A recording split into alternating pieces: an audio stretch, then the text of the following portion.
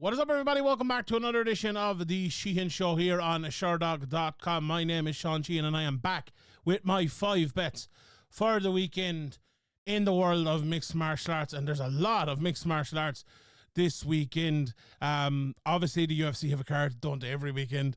I'll be honest, this card isn't as bad as people make out. I think the headliner isn't great, but there's some very good undercard fights. I have 2 bets for you from that UFC card. I have a bet for you from the One Championship card as well, and I'm going to look at the other prices in that. And I also have 2 bets from you from the Oktagon card. I think I picked out, maybe a couple of the guys who are on their way up, who people don't maybe realize how good they are yet. Now, we'll see what happens next week.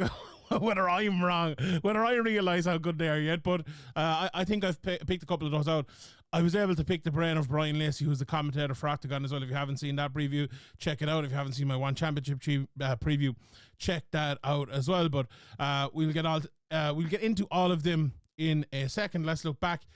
Last week I would say was, I think, more bad than good, but you could say mixed maybe. So the week before last, all of our bets hit and the flyer didn't.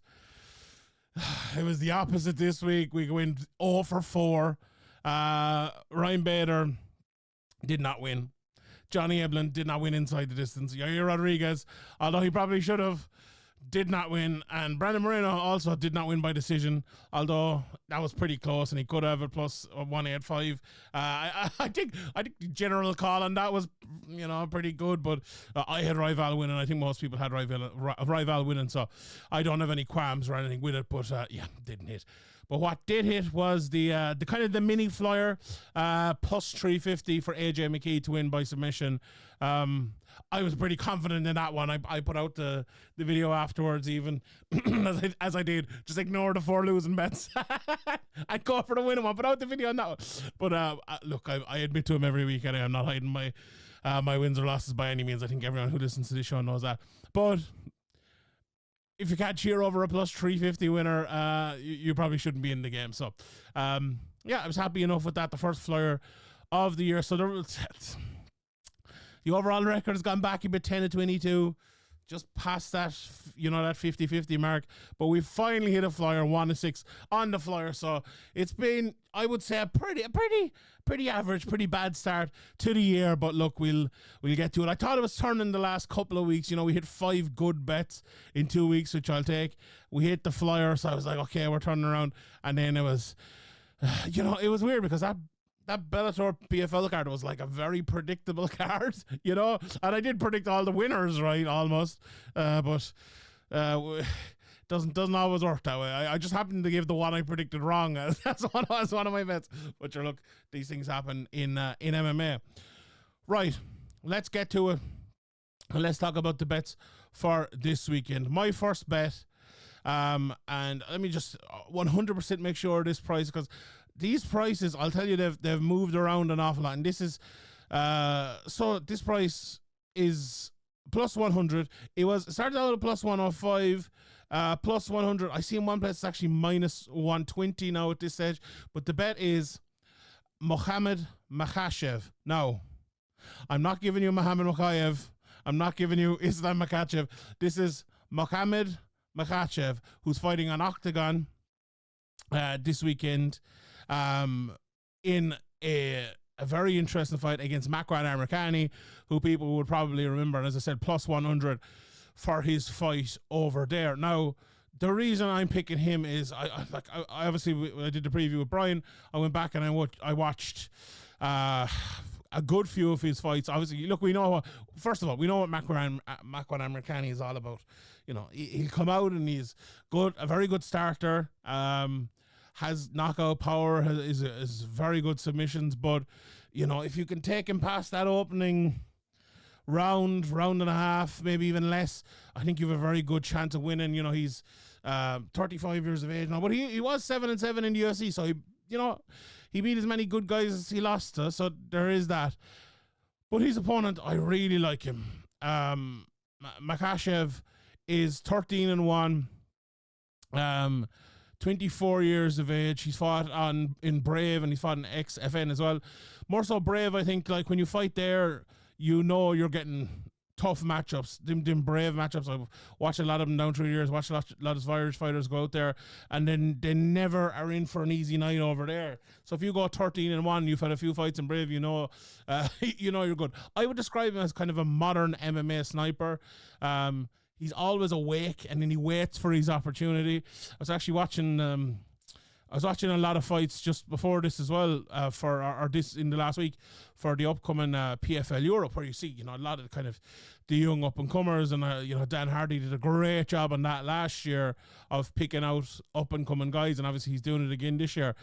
And you kind of see the young meta game for a lot of these fighters. Like Makhachev now, and even Doumbé, I know he's not in the tournament, but others like that, they're like these really good athletes who take their time and look for the big moments. I think that's because it's funny. Volume for a long time we felt like was turning in to the new metagame for MMA, but it seems like the young up and comers are not fighting that way, and he certainly is one of the best young up and comers in the world. The one time he lost, it was when he got caught. He got KO'd badly, so that is the thing. He's open to that. Look, Makwan Americani, he's KO'd lads badly before, so we'll see on that. But he has very fast hands when he throws. He's green. He does get taken down, but I feel like I'm saying all the bad things here. I think the good things massively outweigh the bad things when you're looking at him. He's a guy, I think, with unlimited potential. And as I say, when I say the bad things here, I just think a lot of that potential is untrapped. Or is that the word? It hasn't been let out of the traps yet. It hasn't been let out of the cage yet. I just feel like he will go to another level at some stage. And he's a guy as well. He's a finisher. 8 finishes. In 13 in his career so far. As I said, I think the one issue for him is he doesn't have a ton of experience yet. Only 14 fights into his career. But what I love is look at his record since 2020. 3 fights 2020, only 1 fight in 2021, but he got knocked out heavily there. So you'd leave that aside for a second. 2 fights last year. 2 fights already this year, and a third coming up obviously this weekend. 2 fights 2023 and a third coming up obviously early enough in 2024. He's getting them in there. He's getting those fights in there. So I think Makwan Americani will come out hard. I think Makhachev will avoid as much as he can early, because that's the way he fights normally anyway. And when it kind of gets into a rhythm, I think Makhachev will catch him. I really do. I think Americani, Americani is a great guy when he's attacking and not giving up anything. But when that kind of mad initial attack ends and he's fighting you as like a straight up 1-versus-1 fighter, I think he has big problems. And that's where Muhammad Makhachev really, really, really shines. And I think that's where he'll shine. And at plus 100, I like that bet. I like that bet an awful lot. So we'll see how that one goes. Right. Bet number 2. I'm going for a really good, again, up-and-coming prospect. I said this. I think the 2 of these lads are names you could see an awful lot of in the future. And this guy, his name is Hafini Nafakwu. Or Nafuka. Hafini Nafuka, and he's minus 138 to beat Predrag Bogdanovic, who himself is a very, very good fighter. My biggest drawback with Predrag is this. He's 15-1, as opposed to 13-1 from Makhachev. That's what I was like. Did I see 13-1 there somewhere? I did, but it was with another fighter. 15-1. All 15 fights are in, let me just check the name again. The Serbian, let me just check it. The Serbian Battle Championship. He had 1 fight outside of that in Titan against Will Brooks, which is, look, that's definitely a tough fight. There's no shredder doubt about that, and he lost that fight. He got knocked out. It was in the 5th round, though. He went all the way with him, but he did lose that fight. I looked back through some of his opponents, his last 5 or 6 opponents. The best guy he's fought is Edmelson Souza, who was in the UFC for a while. and he's a couple of good wins. But other than that, the level of opponent isn't, it isn't amazing. There isn't an awful lot to write home. But what he is a very good grappler, a guy who looks strong, but he isn't that strong. He's a good submission artist, very durable as well. He keeps going. As I said, went to the 5th round with Will Brooks, and very, very good cardio. The problem is he's fighting a guy who at 8-0 is one of those guys you look at and think, if he can keep going on an upward trajectory, he's well, actually, I got my notes. Where did I get him? The PFL website. He's 8-0 on the PFL website. He's 5-0 on Sherdog. So I'll take Sherdog. I'll take Sherdog's word for it. He is one of these guys that if he can keep doing what he's doing, which is in his 5 fights here in Sherdog, it goes round 1 KO, round 3 submission rear naked choke, round 2 submission rear naked choke, round 2 submission rear naked choke, round 1 submission armbar. If you can keep going like that, he'll be a very, very good fighter. But this guy is a beast among beasts. He's a young German of Namibian descent. Unbelievable prospect. His grappling, I can't get over his grappling. Like for a young guy, right? We often see with young guys, they want to do, and I watched a lot of the like the Irish Championships here recently with the amateurs coming through, and a lot of them want to kind of show off a bit of their striking, show off their transitions. They want to show off their grappling. They want to show off a bit of it all, right? And sometimes, maybe some guys just want to show off the striking and stop the takedown and let's have a striking match. This guy, all grappling. He's just, I'm going to come out there and I'm going to grapple you. And he is, I'll say it again, a beast. Big, powerful guy. Very good submissions, as you can see by the few I read out there a second ago. And just moves in a way that is uncommon. If, and everything I say is if with him here because he's so young in his career, but if he can continue the way he's going, if this can translate over and he brings it up with him and he goes from 5-0 to 10-0 to 15-0, this guy could be a real name in the future. He just, to me, like there's star written all over him, and I think there's again, I mentioned the PFL Europe card coming up. There's so many of these guys on the verge of it.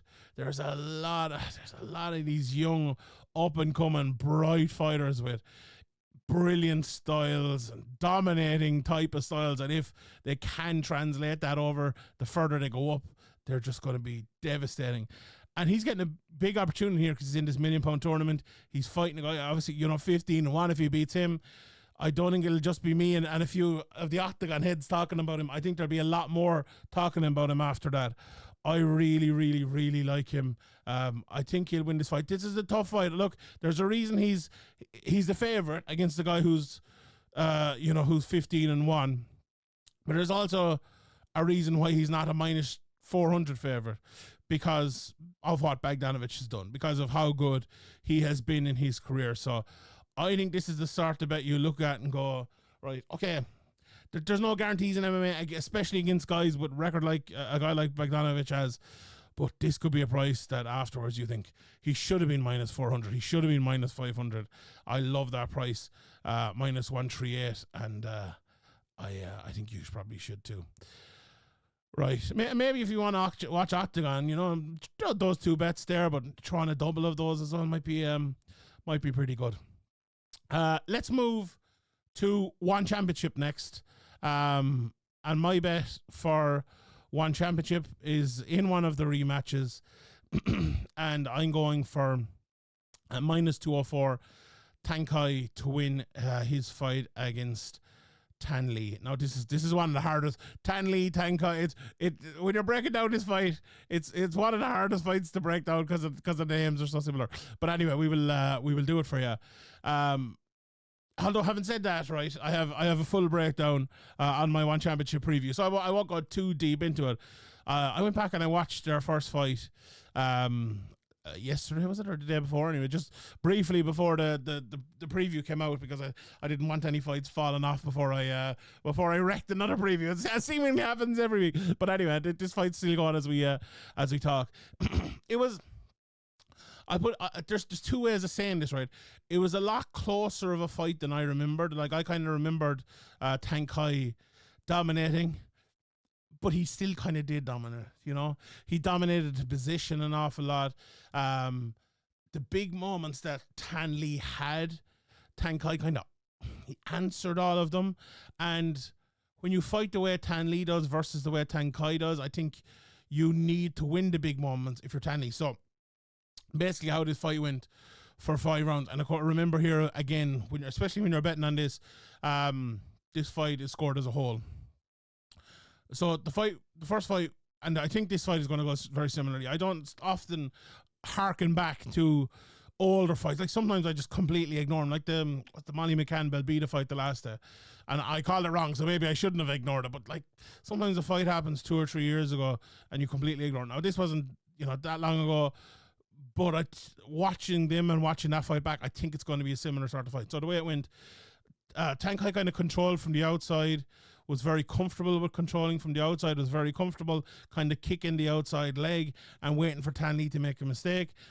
Tan Lee, as we know, like, loves a big takedown, loves a big shot, loves something big, or a big submission, as we saw with Ilya Friminov last time out, and he just couldn't get there against Tang Kai. And as I mentioned, every time he did, which was, you could argue 3 times, I would say twice in that fight, it was almost immediately answered back. Once in the second round, there was a big left hook in the fourth, and Tang Kai answered back in that 4th round.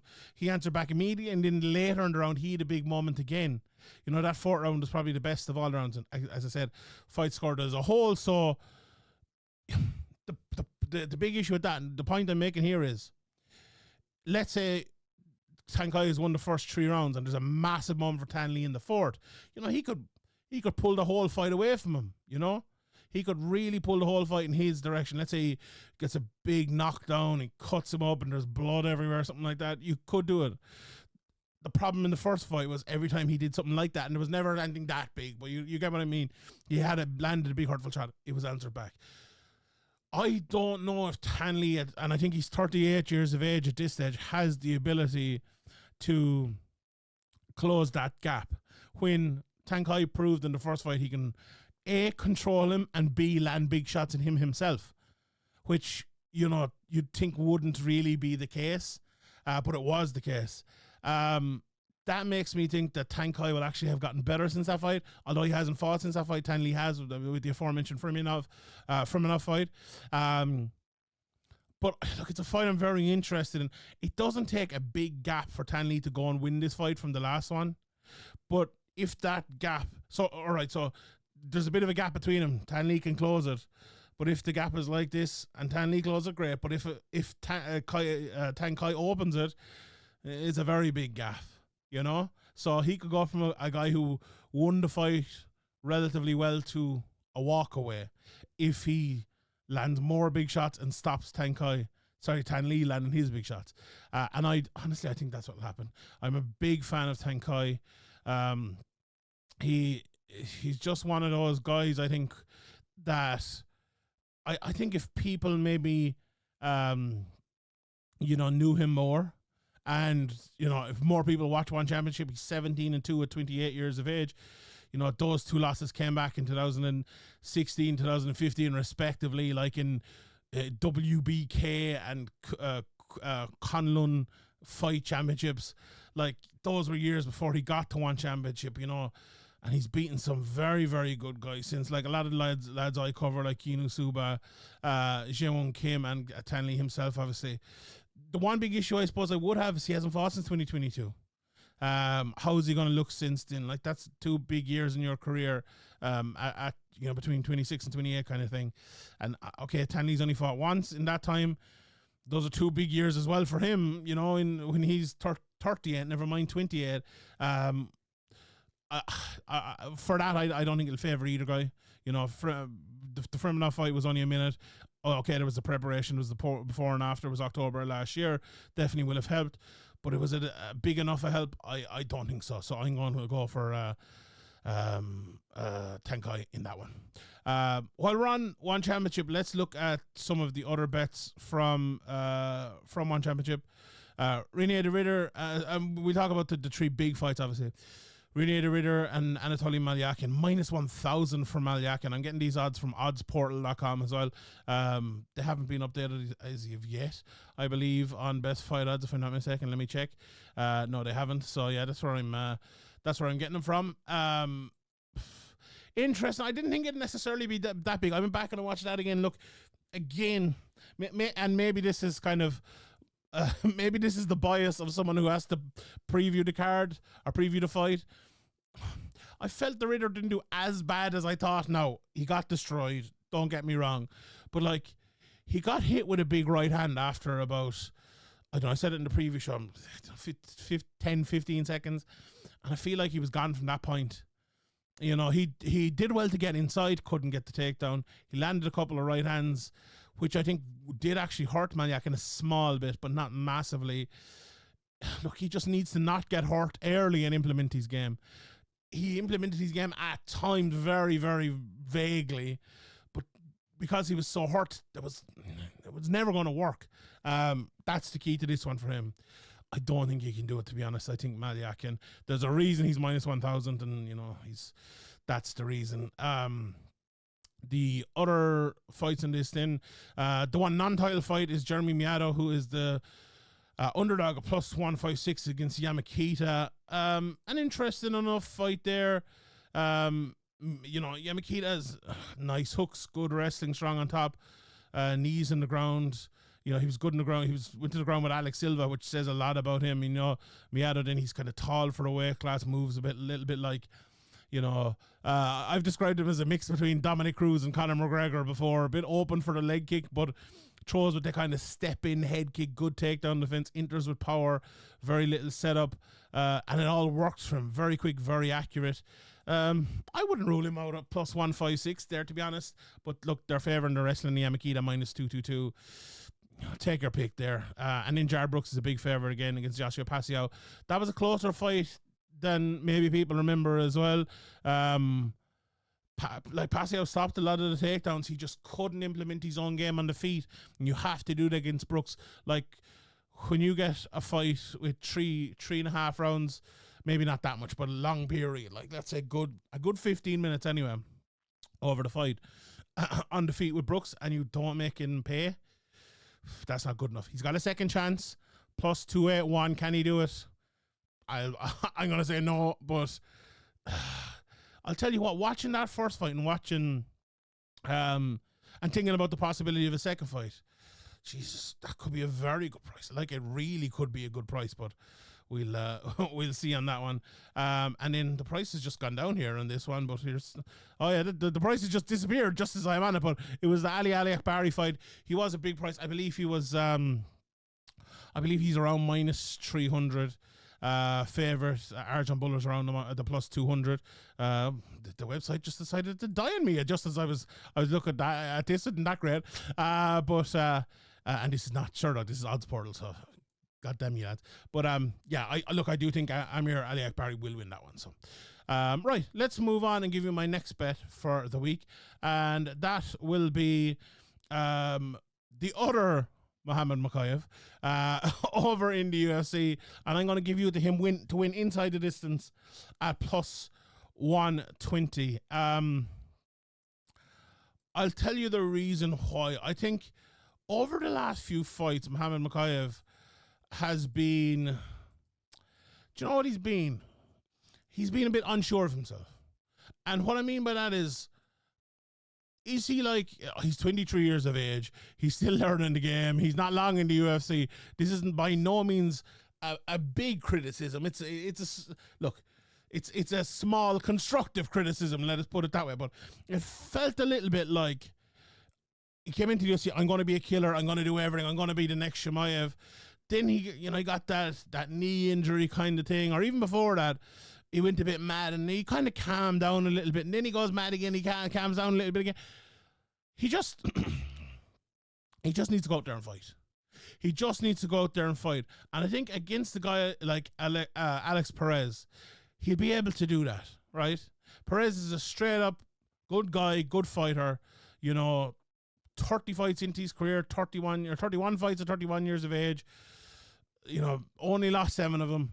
He'll go in there and he will meet Makayev in the middle and one of them will win, right?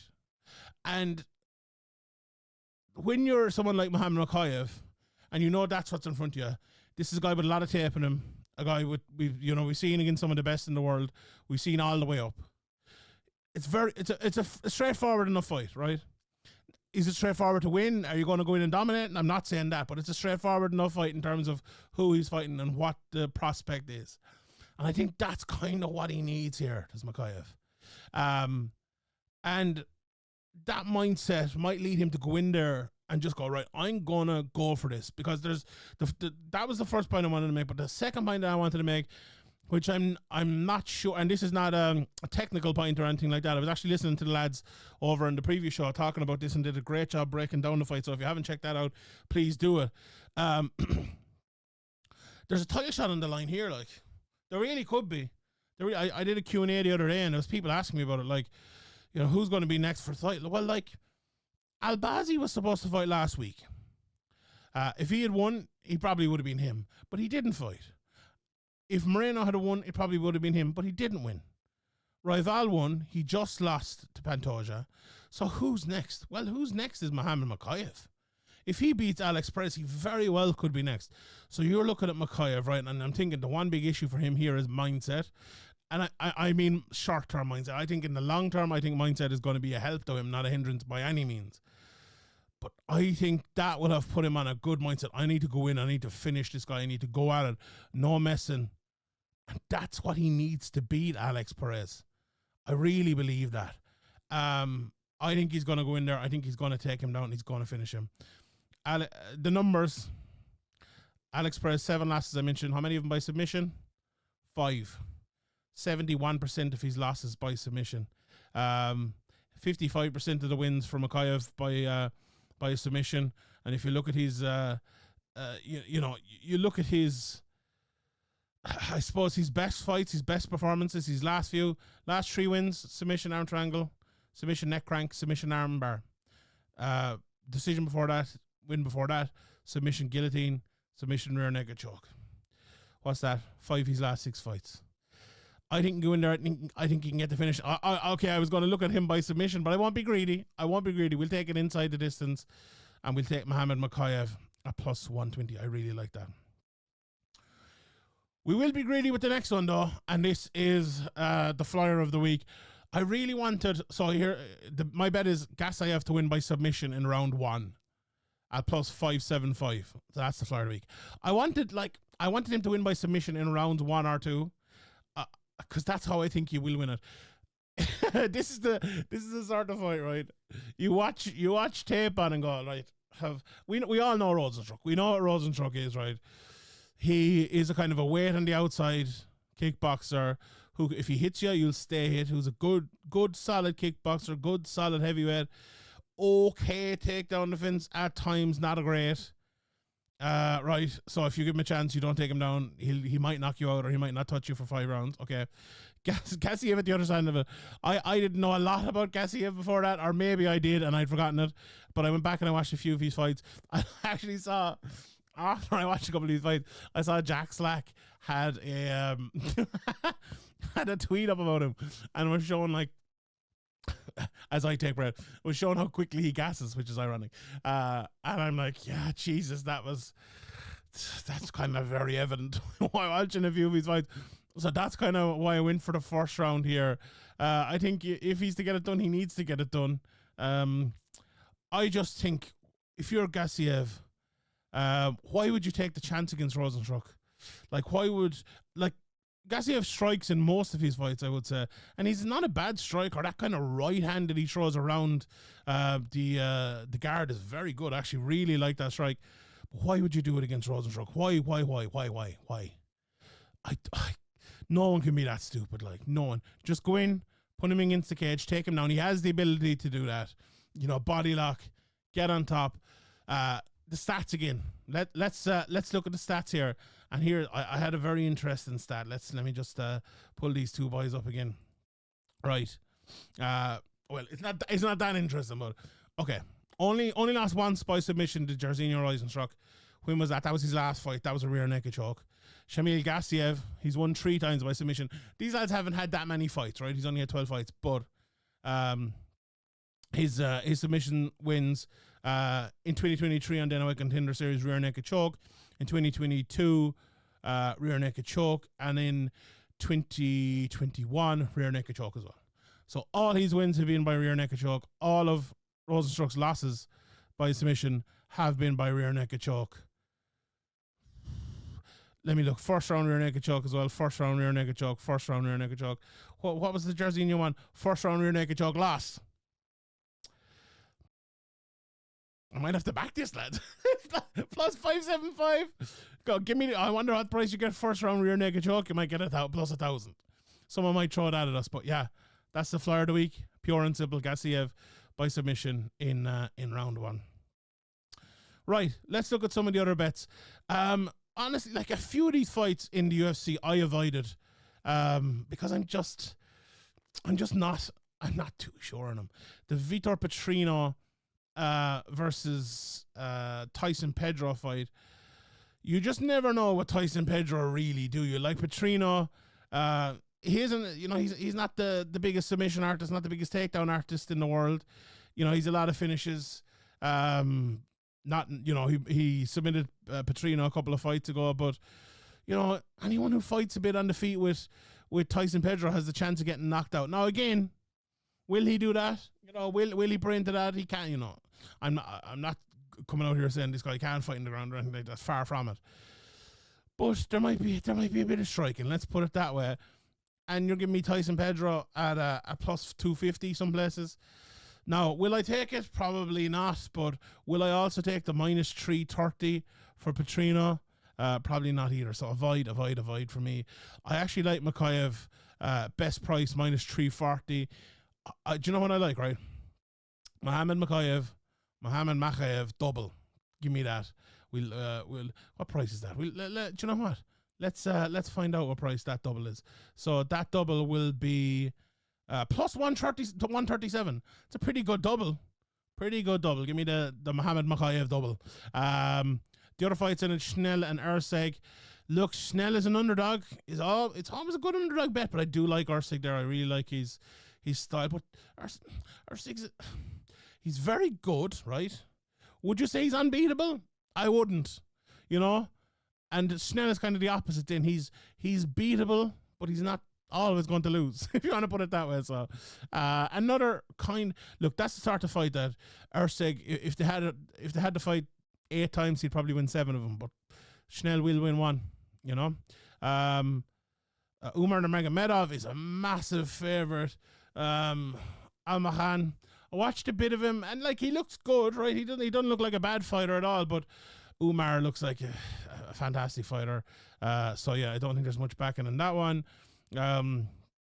My colleague over in the Severe podcast, Graham, says that when you see Eric Anders as a minus 500 in some places favorite to back the other lad. So Jamie Pickett at plus 370 here. Would you trust Eric Anders that much to win a fight? I certainly would. I certainly wouldn't be backing Eric Anders. Would I back Jamie Pickett? Maybe. Cunningham and Klein, the big favourite. I do think he will be there. Christian Neri Duncan's only minus 300. I think he'll also win. I loved the Zahabi Basharat fight. I think that line is a bit crazy. In one place, it's minus 900 for Basharat, up to plus 575 for Zahabi. Zahabi at this stage is kind of a tough veteran. I do think Basharat will win. I think he should be closer to maybe minus 450 maybe than minus 900. But having said that, it's when you're crying over minus 450 and minus 8 or 900, it's not a big one. And like Rabzabov against El Shaarawy, I do like Rabzabov as the underdog there, plus 150. He is a guy who did very well in PFL and a lot of fights. Hasn't set the world alight in the UFC. I just wonder, will he settle? If he does, I think he'll go on a good run. He's already on not a bad run, but I don't know, maybe he's had his time kind of at a level. We'll see, I suppose, but who knows. Right, that's the UFC. Oktagon, we've already talked about one championship, obviously. Oktagon, Patrick Kienzl in the, and I finally said his name right, in the main event, minus 225, plus 163 for Piotr Wawrinka. I like Kienzl, but Kienzl also broke his orbital 8 weeks ago. So there is that. He had surgery 8 weeks ago. God almighty. And Piotr is a very good fighter, you know, a really good fighter. It's not, you know what? It's a bet I probably would stay a million miles away for. Like, you know, Piotr's a relentless fighter, you know, striking and grappling. He pulls you down. He can make it a long night, you know. And the last fight for Kienzl, Vimola just dominated him in the clinch for the whole fight, but he couldn't take him down. Like, if Piotr can take him down, you know, he could win it. If you were to ask me who I'd bet on in that fight, I'd go for the underdog at plus 163, Piotr Wawrinka. We talked about Makhachev and Mercani. A couple of the other ones I like.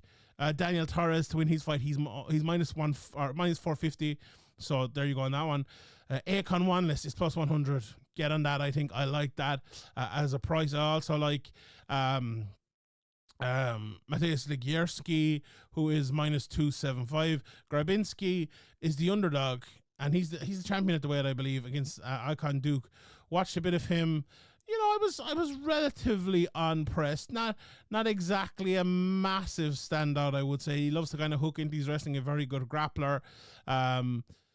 You know, Grabinski at the other side of it, then kind of very high hands defensively, very, very good. You know, he sometimes, I mentioned this on the previous show, when he's a workhorse, he's very good, but he likes to be a show pony. And that could be a big issue for him here. So I think that's probably why he is the underdog. But still, he comes out and he works in that fight. I think that plus 120 will look very, very good. So that is the top and bottom of it there from Oktagon, from the UFC, and from One Championship this weekend. It's a massive weekend in the world of mixed martial arts, and we here in Sherdog have you covered from top to bottom. Those three events, UFC preview by the guys over on the Sherdog YouTube page, Oktagon preview by myself over on the Sherdog YouTube page, and the One Championship preview by myself over on the Sherdog YouTube page. Plus this betting show, we have it for you from the very, very top to the very, very bottom. And thank you very much for tuning in. My name is Sheehan for Sherdog.com. Bet responsibly. We'll see you all next time.